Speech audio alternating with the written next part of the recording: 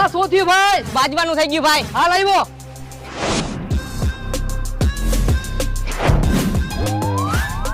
આ શું થયું ભાઈ? બાજવાનું થઈ ગયું ભાઈ. હાલ આવું ભાઈ.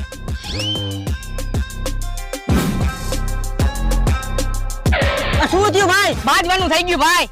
એ હાલો.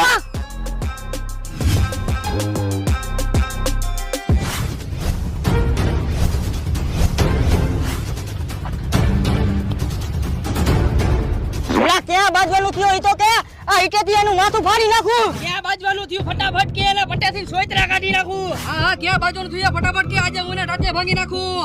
ભાઈ બાજવાનું તો એવું થયું ને કે હું તમને બતાવી નહીં શકું, પણ તોય તમે જોવો. ઓય